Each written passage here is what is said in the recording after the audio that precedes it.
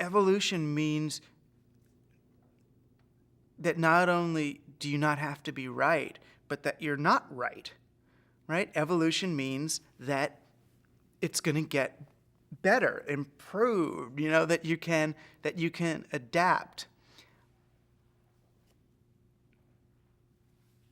The only way you can do that on a cultural level is by accepting sort of what the framers of the Constitution accepted, is that we're going to amend our rule set, that we're going to, change the codes, change the program, keep revisiting and retrying to build. The best psychedelic explorers are people who realize that even the truths they see on a trip are not truths, but new models, new what-ifs, alternative frames, that, I could look at it this way, I could look at it that way. So, you're lying in the woods having a great trip, and you see that the trees aren't trees, but they're really hairs on the planet, that they're like these little hairs. All right, they're like these little hairs. They're not hairs. They're like hairs, but seeing it like that is a great thing, and then it's a great metaphor. And then if you're a farmer or this, I'm sure it's going to come up with great new models and permaculture and ways of understanding how to then comb it rather than bring it down, and how to be healthy, and what's dandruff in the woods and all that. It's great stuff. But it's the ability to adopt new models rather than any of the specific models that you may see. That's the value.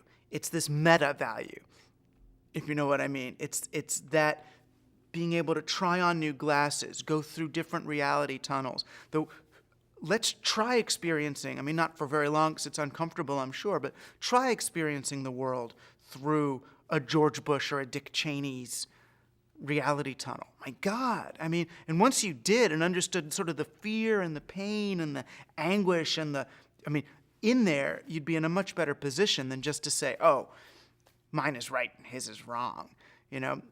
Mine is more right than his, for sure. But there's a reason why they're there. There's a reason why the worstest of the worst go down the tunnels they go down. And guys like Robert Anton Wilson, in there, if you spend time with them, he was one of the only psychedelic heroes I met who I wasn't kind of disappointed to meet on some level, because he's the only one who was just a guy. He's so just a guy. He's so just Uncle Bob. That to have those experiences and maintain that sense of humility, that sense of nothing I say is that big a deal. I'm just trying to get through this, and maybe the process I'm using is going to be useful to some of you. And gosh, look at, every time he would do a talk, he'd look at the crowd and be like, gosh, 100 people showed up to say, how are we doing? This is kind of cool. Rather than walking out as if he deserved that audience.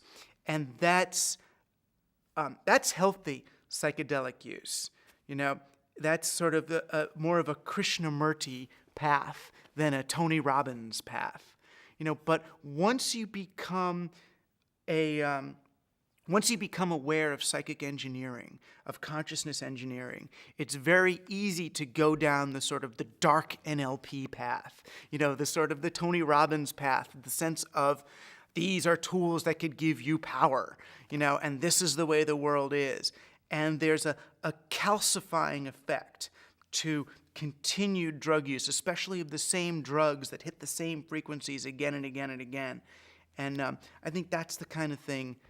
That's the kind of thing to look out for, and that's the kind of thing that I think great psychedelic use actually makes you aware of, is that kind of calcification. In Peru, it's a cleansing, right? It's a cleansing. What's it a cleansing of? It's a cleansing of that, But that's why you do it with a doctor, right? That's why you do it with a guy who's an expert in cleansing, rather than going off alone into your, any tool. Into your ego and using it as a way to actually build up ego construction. You just don't recognize it. It probably takes 20, 30 years to realize, oh, that's what I've done. This whole alternative great being I just created is just another phantom.